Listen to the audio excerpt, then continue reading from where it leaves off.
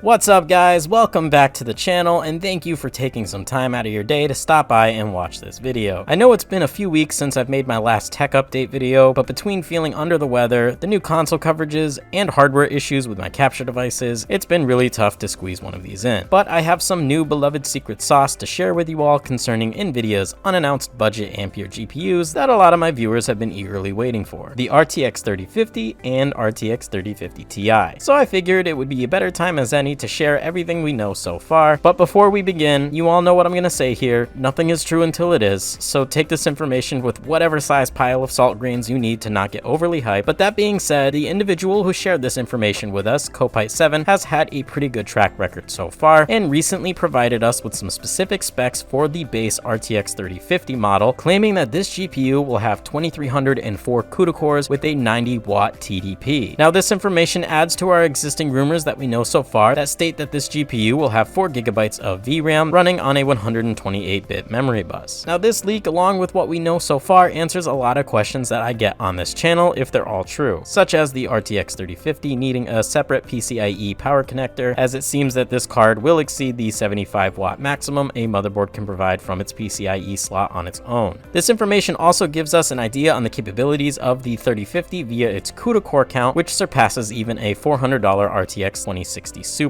Of course, other specification factors could prevent the RTX 3050 from outperforming the RTX 2060 Super, like having 4 GB of 128-bit memory versus the 2060 Super's 8 GB of 256-bit memory. But I bet at the very least we will see the RTX 3050 performing at GTX 1660 Super levels of performance, and maybe even GTX 1660 Ti levels of real-world performance based off what we know so far in 1080p titles. For a price tag rumored to be between $150 and $180 US at launch, this is pretty impressive, especially when you add the inclusion of ray tracing and machine learning for the first time in Nvidia's entry-level range of GPUs, which drastically increases the overall value here. But what about the RTX 3050 Ti? Well, insiders are saying we will see a considerable jump in performance here, increasing up to 3584 CUDA cores, as well as increasing VRAM capacity to 6 GB running on a 192-bit memory bus interface. This would make the RTX 3050 Ti more powerful on paper than an RTX 2070 Super when we look at just CUDA cores. But I personally predict a real-world performance of an RTX 2060 Super, maybe a little bit more, maybe a little bit less. Regardless, to get anywhere near these levels of performance for a price tag said to be no more than $250 at launch is very impressive, at least to me. This is all great news for sure, but when can we get our hands on these cards? Well, insiders have recently started saying that we can expect the RTX 3050 Ti and the RTX 3050 to release alongside their more powerful sibling, the RTX 3060, sometime in between early January and late February of next year. This news does push the launch date back by a month or two when compared to when I first started covering these cards, but it is starting to sound like the wait will be more than worth it for anyone needing an upgrade without breaking the bank. I'm very excited to see what these cards bring to the table, and I'll be sure to cover them extensively on this channel. Anyway guys, that's all I have for you all in today's update, but I want to know what you all think. Do these rumors excite you, or are you afraid to get your hopes up? Share your thoughts down in the comments below, and I'll be sure to engage with you all. If you enjoyed this video, make sure to punish that like button so YouTube will show this video out to others who might enjoy it as well. The support means a whole lot, and as always, it's been my pleasure making this content for you all. Please stay safe, stay happy, and I'll see you in the next video.